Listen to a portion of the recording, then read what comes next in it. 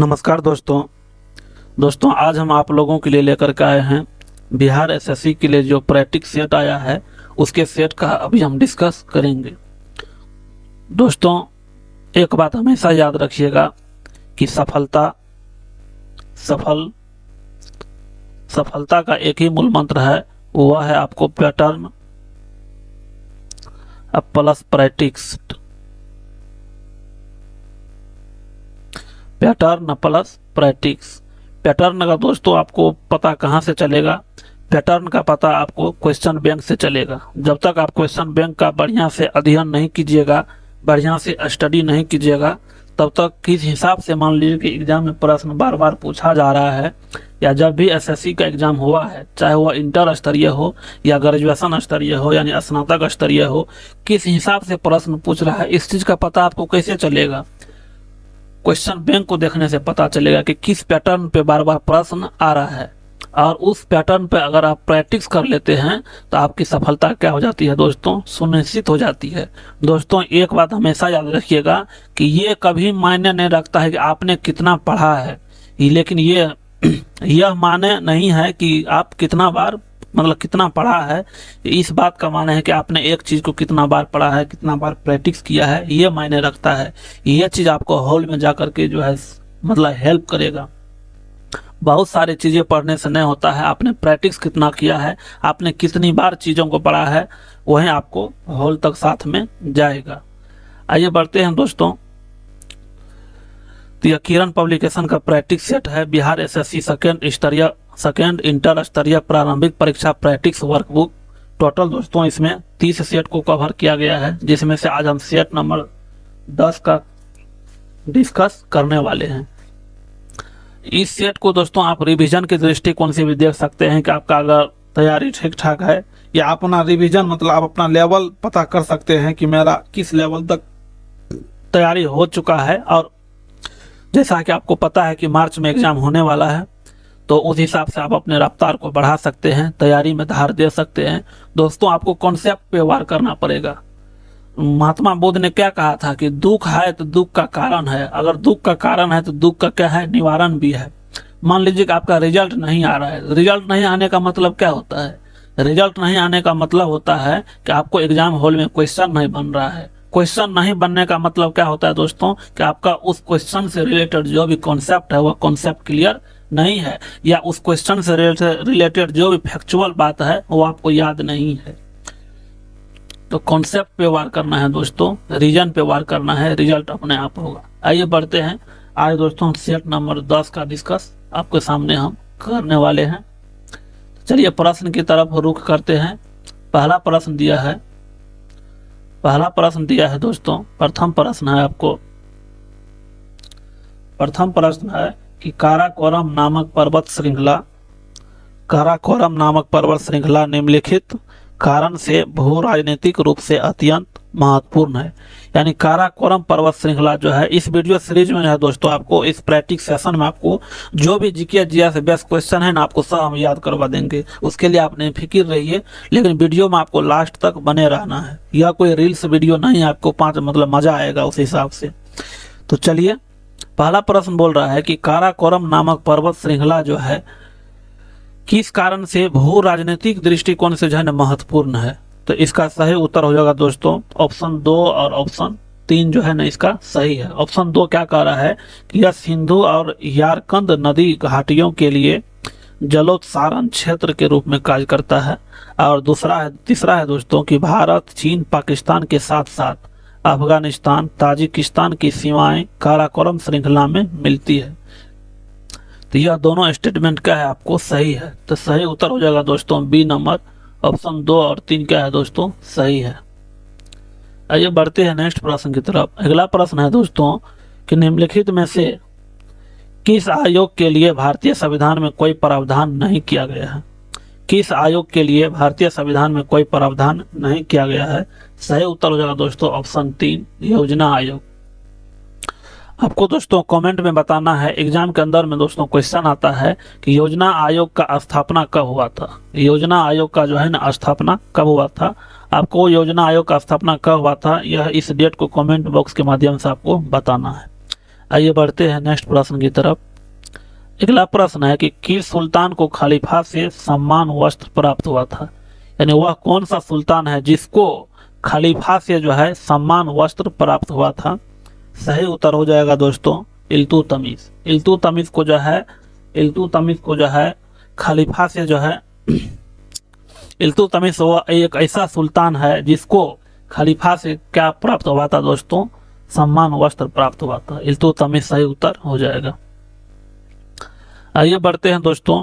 अगला प्रश्न है कि निम्नलिखित में से कौन सी रेखा दो देशों के बीच सीमांकन रेखा नहीं है। सीमांकन रेखा का मतलब सीमा का निर्धारण नहीं करता है, तो अंतर्राष्ट्रीय दिनांक रेखा जो है दोस्तों सीमा का निर्धारण नहीं करता है। सही उत्तर हो जाएगा ऑप्शन ए। अगला प्रश्न है कि भारतीय संविधान की 8वीं अनुसूची में निम्नलिखित में से कौन सा भाषा विनिर्दिष्ट है। विनिर्दिष्ट नहीं है। 8वीं अनुसूची में दोस्तों बोल रहा है कि कौन सा भाषा जो है विनिर्दिष्ट नहीं है। सही उत्तर हो जाएगा दोस्तों अंग्रेजी। अंग्रेजी जो है 8वीं भाषा में 8वीं अनुसूची में विनिर्दिष्ट नहीं है। आइए बढ़ते हैं नेक्स्ट प्रश्न की तरफ।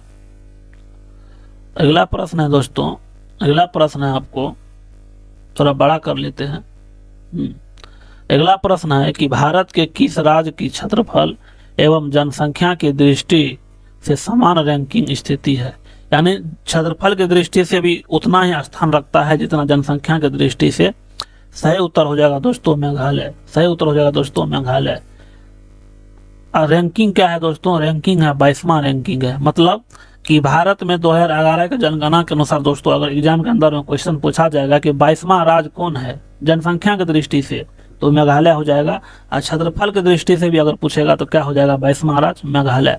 जनसंख्या की दृष्टि से भी 22वां राज्य कौन होगा, मेघालय होगा। और क्षेत्रफल की दृष्टि से भी 22वां राज्य कौन होगा दोस्तों, मेघालय होगा। किस जनगणना के अनुसार, 2011 के जनगणना के अनुसार। आइए बढ़ते हैं नेक्स्ट प्रश्न की तरफ। अगला प्रश्न है कि पृथ्वी का आकार है, तो पृथ्वी का आकार क्या है दोस्तों, जियोड है। पृथ्वी का आकार क्या है, जियोड है। अगला प्रश्न है कि विच्छेदक नदी के घुमाव में बनी झील को क्या कहते हैं। विच्छेदक नदी के घुमाव में बने झील को क्या कहा जाता है। सही उत्तर हो जाएगा दोस्तों ऑक्सबो झील। सही उत्तर हो जाएगा आपको ऑक्सबो झील। अगला है दोस्तों कि झील अथवा तालाब के सतह जल पर पादप पलवक के तेजी से बढ़ने वाले पुंज को क्या कहते हैं। सही उत्तर हो जाएगा आपको दोस्तों सुपोषण। सही उत्तर हो जाएगा सुपोषण। अगला उत्तर हो जाएगा दोस्तों कि पोत भंजक उद्योग में भारत का कौन सा राज्य अग्रणी है। पोत भंजक उद्योग में भारत का कौन सा राज्य अग्रणी है। सही उत्तर हो जाएगा दोस्तों गुजरात। सही उत्तर हो जाएगा दोस्तों गुजरात। अगला प्रश्न है कि जब मार्गरेट थैचर प्रधानमंत्री थी उस समय किस देश के साथ ब्रिटेन ने फॉकलैंड द्वीपों पर नियंत्रण प्राप्त करने हेतु युद्ध लड़ा था। जब मार्गरेट थैचर प्रधानमंत्री थी उस समय किस देश के साथ ब्रिटेन ने फॉकलैंड द्वीपों पर नियंत्रण प्राप्त करने के लिए युद्ध लड़ा था। सही उत्तर हो जाएगा दोस्तों अर्जेंटीना। सही उत्तर हो जाएगा आपको अर्जेंटीना। अगला प्रश्न है कि निम्नलिखित का मिलान कीजिए। निम्नलिखित का क्या करना है दोस्तों, मिलान करना है। चालुक्य किससे संबंधित है, वातपी से। चालुक्य किससे संबंधित है दोस्तों, वातपी से। होयसाला किससे संबंधित है, होयसाला जो है द्वार समुद्र से संबंधित है। राष्ट्रकूट किससे संबंधित है, राष्ट्रकूट है दोस्तों आपको मलखेड़ से संबंधित है। और काकतिया किससे संबंधित है, वारंगल से। काकतिया किससे संबंधित है, वारंगल से। सही उत्तर हो जाएगा दोस्तों इस प्रकार ऑप्शन ए।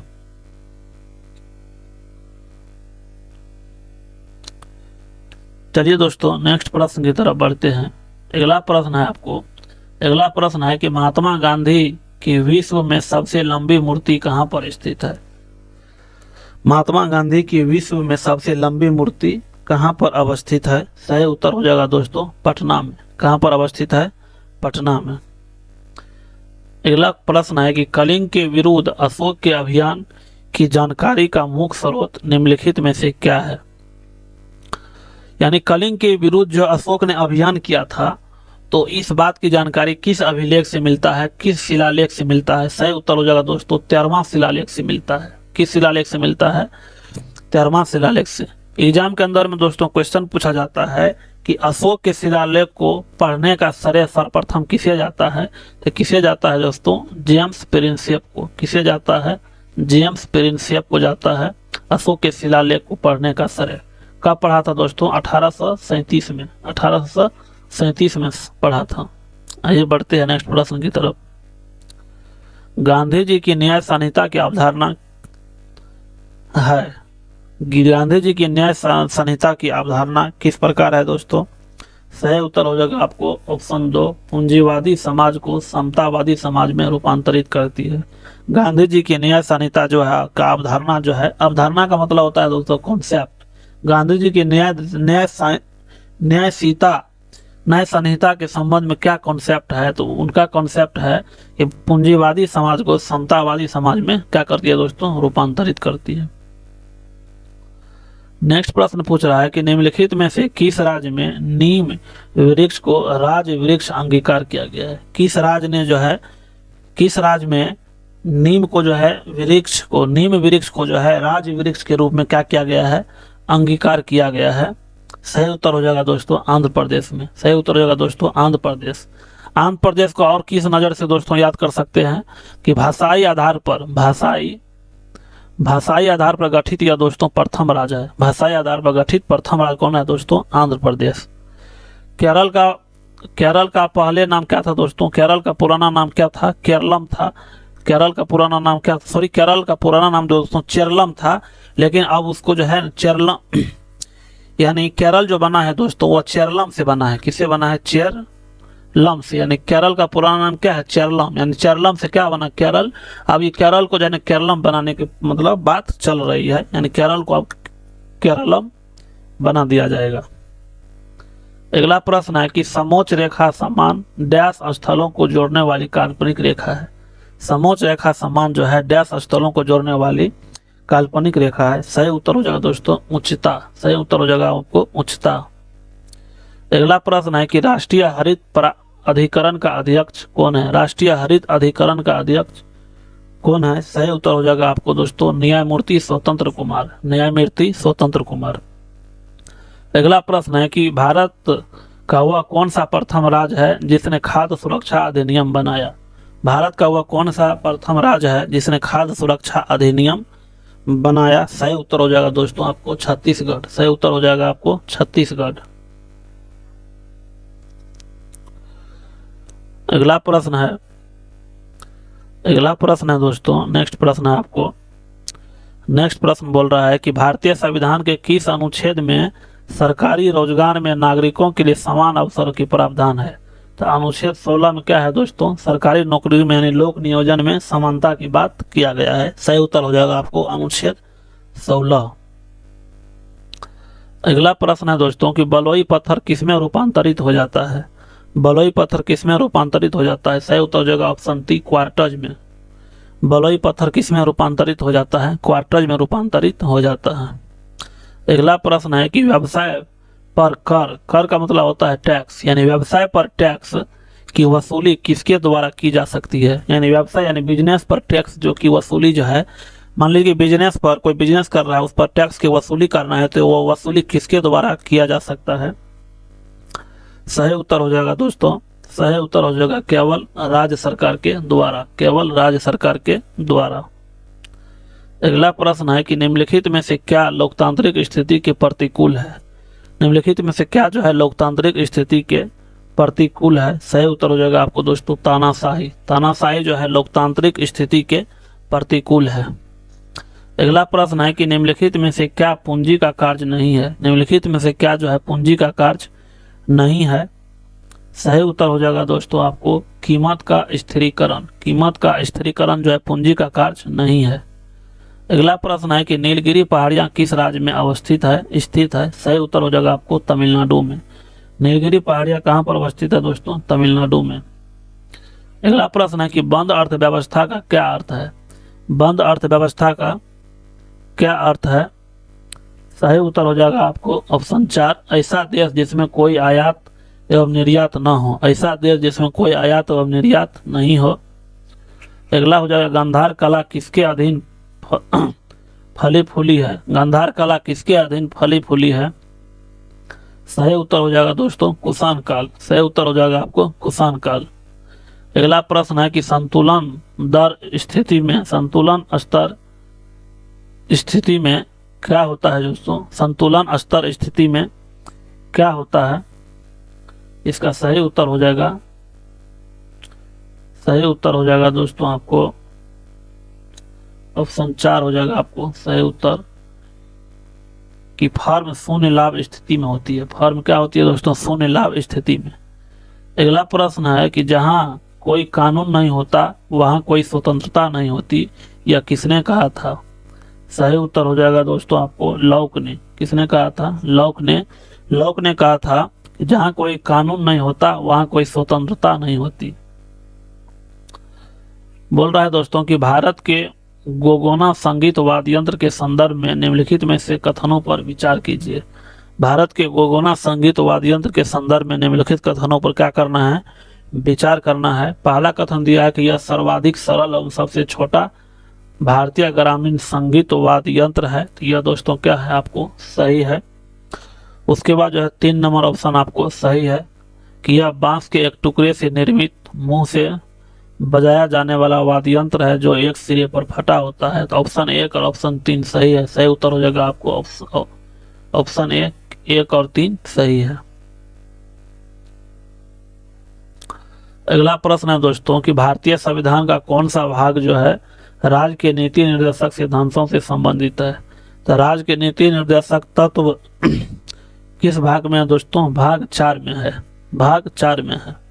भाग 4 में अनुच्छेद कहां से कहां तक है दोस्तों? अनुच्छेद 36 से लेकर के 51 तक है। अनुच्छेद 36 से लेकर के 51 तक है। एग्जाम के अंदर में पूछा जाता है दोस्तों कि नीति निर्देशक का सिद्धांत, नीति निर्देशक सिद्धांत को किस देश के संविधान से लिया गया है? तो किस देश के संविधान से लिया गया है दोस्तों? आयरलैंड के संविधान से लिया गया है। आयरलैंड के संविधान से लिया गया है। आइए बढ़ते हैं। अगला प्रश्न है दोस्तों, अगला प्रश्न है कि भारत के संविधान का 44वां संशोधन मौलिक अधिकारों की श्रेणी में से निम्न में से किस अधिकार को हटाता है? यानी क्वेश्चन में बोल रहा है कि संविधान का 44वां मतलब संशोधन जो हुआ था उसमें जो है कौन से मौलिक अधिकार को हटा दिया गया था? सही उत्तर हो जाएगा दोस्तों ऑप्शन 3, संपत्ति के अधिकार को हटा दिया गया था। आपको दोस्तों बताना है कि यह संपत्ति के अधिकार को मौलिक अधिकार की श्रेणी से कब हटा दिया गया है। कमेंट बॉक्स में आपको दोस्तों कमेंट करना है। आइए बढ़ते हैं नेक्स्ट प्रश्न की तरफ। बिहार के प्रथम मुख्यमंत्री कौन थे? बिहार के प्रथम मुख्यमंत्री कौन थे? सही उत्तर हो जाएगा दोस्तों डॉक्टर श्री कृष्ण सिंह। अगला प्रश्न है कि निम्नलिखित में से कौन सा एक भारत का तेल क्षेत्र सबसे प्राचीन है और अभी भी तेल उत्पादन करता है, यानी वर्तमान में भी तेल का उत्पादन करता है? सही उत्तर हो जाएगा दोस्तों डिगबोई। सही उत्तर हो जाएगा आपको डिगबोई। अगला है दोस्तों कि डॉक्टर मनमोहन सिंह से ठीक पहले भारत के प्रधानमंत्री कौन थे? तो डॉक्टर मनमोहन सिंह से पहले भारत के प्रधानमंत्री कौन थे? सही उत्तर हो जाएगा दोस्तों आपको अटल बिहारी वाजपेयी। अटल बिहारी वाजपेयी। अगला प्रश्न है कि पंकज अडवाणी किससे संबंधित है? पंकज अडवाणी किससे संबंधित है? सही उत्तर हो जाएगा दोस्तों आपको स्नूकर से। पंकज अडवाणी किससे संबंधित है? स्नूकर से। अगला प्रश्न है कि राज्यसभा का पदेन अध्यक्ष कौन होता है? राज्यसभा का पदेन अध्यक्ष कौन होता है? सही उत्तर हो जाएगा दोस्तों उपराष्ट्रपति। राज्यसभा का पदेन अध्यक्ष कौन होता है? उपराष्ट्रपति होता है। अगला प्रश्न है कि गढ़वाल वंशीय शासकों के द्वारा बिहार में तुरुस्कंड की वसूली की चर्चा एक अभिलेख में मिलती है, इसकी प्राप्ति हुई। इसकी प्राप्ति कहाँ से हुई है दोस्तों? सही उत्तर हो जाएगा दोस्तों मुंगेर से। इसकी प्राप्ति कहाँ से हुई? मुंगेर से। अगला प्रश्न है कि एफडीआई का मतलब क्या होता है? एफडीआई का मतलब क्या होता है दोस्तों? Foreign direct investment. Foreign direct investment होता है। अगला प्रश्न है कि फिल्म स्लम डॉग मिलियनेयर का निर्देशन किसने किया? फिल्म जो है स्मॉल डॉग मिलियनेयर का निर्देशन किसने किया है? सही उत्तर हो जाएगा आपको डेनी बॉयल ने। डेनी बॉयल ने। अगला प्रश्न पूछ रहा है कि बिहार के किसी भी आंचलिक भाषा में निर्मित फिल्म कौन सी थी? बिहार के किसी भी आंचलिक भाषा में निर्मित फिल्म पहली फिल्म कौन है दोस्तों? सही उत्तर हो जाएगा ऑप्शन 3, हे गंगा मैया तोह के पिहरी चढ़ेबो। हे गंगा मैया तोहे पिहरी चढ़ेबो, पियरी चढ़ेबो। अगला प्रश्न है कि बिहार राज्य के पश्चिमोत्तर कोने पर हिमालय की एक चोटी है, इसे किस नाम से जाना जाता है? बिहार राज्य के पश्चिमोत्तर कोने पर एक हिमालय का क्या है दोस्तों? चोटी है, इसे किस नाम से जाना जाता है? सही उत्तर हो जाएगा दोस्तों समेश्वर की पहाड़ी। सही उत्तर हो जाएगा आपको समेश्वर की पहाड़ी।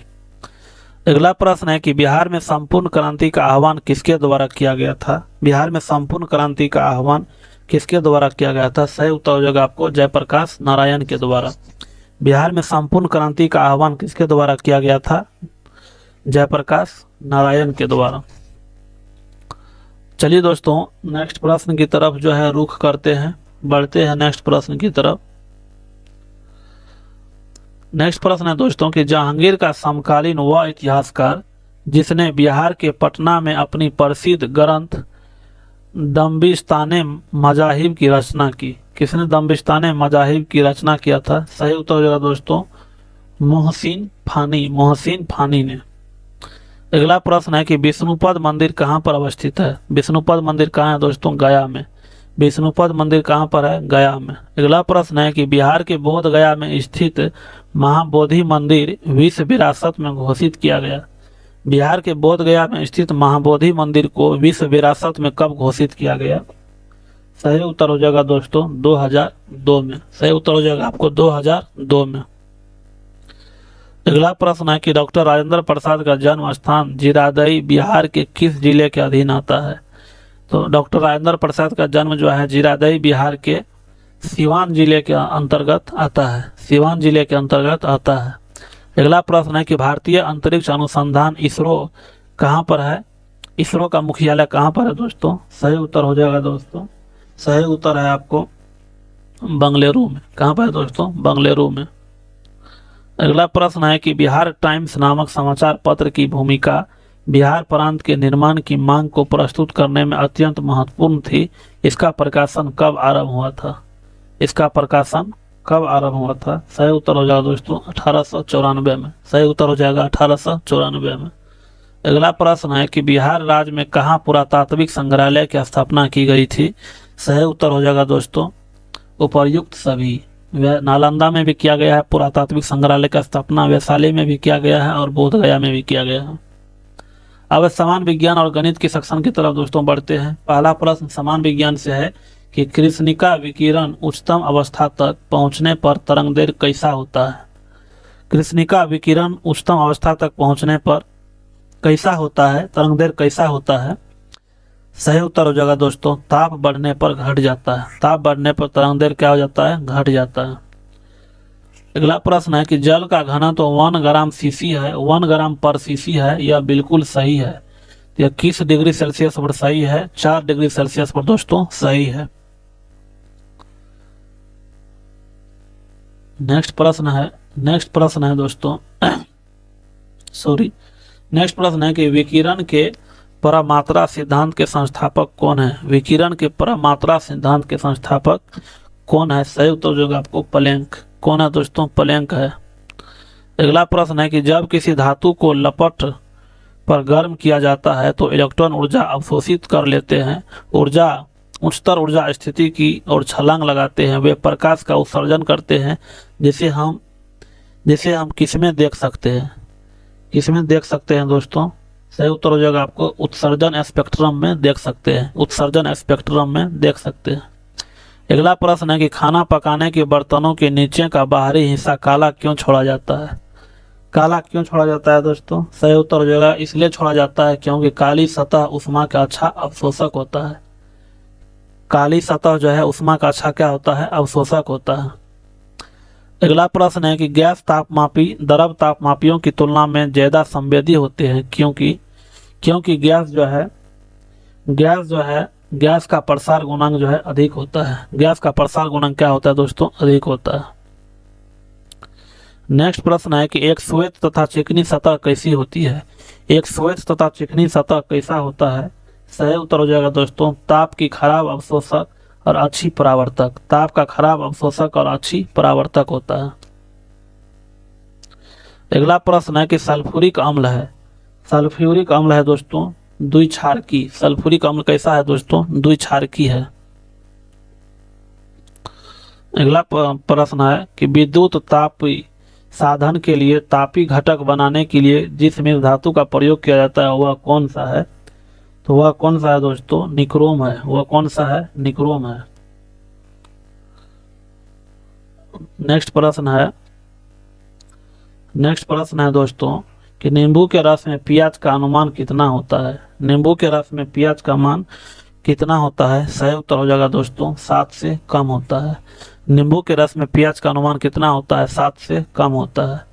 अगला प्रश्न है कि विद्युत परिष्करण के दौरान विशुद्ध धातु कहाँ पर एकत्रित होता है? विशुद्ध धातु कहाँ पर एकत्रित होता है? कैथोड पर एकत्रित होता है। अगला प्रश्न है कि निम्नलिखित में से कौन सा सबसे सशक्त स्कंदक है? निम्नलिखित में से कौन सा सबसे सशक्त स्कंदक है? सही उत्तर हो जाएगा आपको दोस्तों एल्युमिनियम क्लोराइड। निम्नलिखित में से कौन सा सबसे सशक्त स्कंदक है? Aluminium chloride. अगला प्रश्न है कि सोडा वाटर में होता है, सोडा वाटर में क्या होता है दोस्तों? कार्बन डाइऑक्साइड होता है। सोडा वाटर में क्या होता है? कार्बन डाइऑक्साइड होता है। अगला प्रश्न है कि निम्नलिखित में से कौन सा द्रव अधातु है? तो ब्रोमीन जो है एक ऐसा अधातु है जो द्रव अवस्था में है। अगला प्रश्न है कि मृदा में फास्फोरस को पादप पोषक तत्व के रूप में जोड़ने, संरक्षित करने और उत्प्रेरित करने के लिए निम्नलिखित में से किन जैव उर्वरकों का प्रयोग किया जाता है? तो सही उत्तर हो जाएगा आपको दोस्तों, सही उत्तर हो जाएगा आपको माइक्रोराइजल फफूंद का, माइक्रोराइजल फफूंद का सही उत्तर हो जाएगा आपको ऑप्शन ए केवल 2। अगला प्रश्न है दोस्तों कि औद्योगिक क्षेत्र में लेड के लिए परिवेशीय वायु गुणता मानक का 24 घंटे का औसत क्या होता है? 24 घंटे का औसत कितना होता है दोस्तों? यह आपको बताना है। आइए, तो इसका होता है दोस्तों सही उत्तर हो जाएगा ऑप्शन 4 1.5 यूजी पर एमक्यू। नेक्स्ट प्रश्न है कि यदि मल जल का पूर्णतः ऑक्सीकरण कर दिया जाए तो नाइट्रोजन का स्वरूप क्या हो जाएगा? यदि मल जल का पूर्णतः ऑक्सीकरण कर दिया जाए तो नाइट्रोजन का स्वरूप क्या हो जाएगा दोस्तों? सही उत्तर हो जाएगा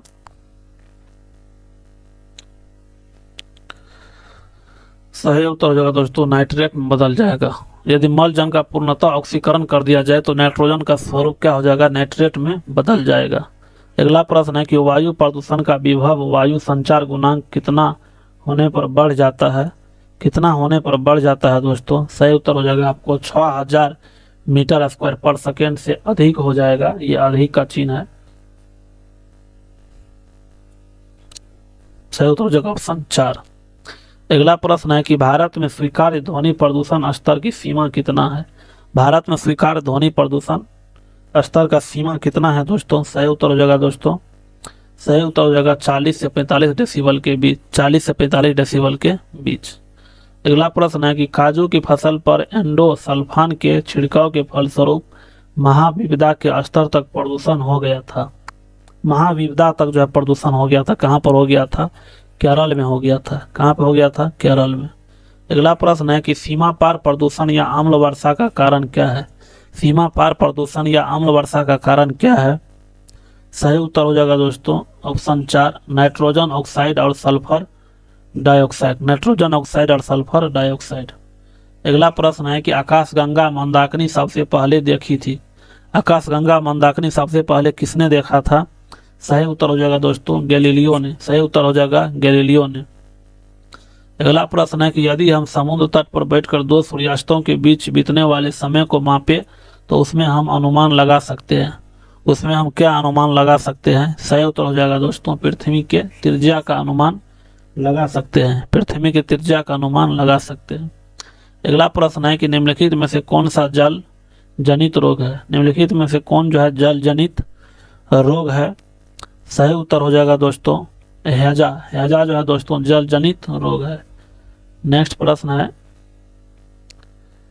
अंतिम प्रश्न है दोस्तों कि एक सुवाह निजी कंप्यूटर जो आपकी गोद में रखने लायक छोटा सा होता है वह क्या कहलाता है या उसे क्या कहते हैं? सही हो जाएगा नोटबुक कंप्यूटर। उसको क्या बोला जाता है, नोटबुक कंप्यूटर। तो इस प्रकार से है दोस्तों 75 जीके जीएस का जो है डिस्कशन कर दिए हैं। यह डिस्कशन कैसा लगा आप अपना फीडबैक जरूर दीजिएगा। दोस्तों अगर आप लोगों को मैथमेटिक्स पेपर का भी डिस्कशन चाहिए तो आप हमें कमेंट बॉक्स के माध्यम से बता सकते हैं। तो उसका जो है मैथमेटिक्स और रीजनिंग के लिए अलग डिस्कशन लाएंगे बाद में। कि यह वीडियो आपको कैसा लगा आप अपना फीडबैक जरूर दीजिएगा, हमें आपके फीडबैक का इंतजार रहेगा। मिलते हैं नेक्स्ट वीडियो में, तब तक के लिए जय हिंद।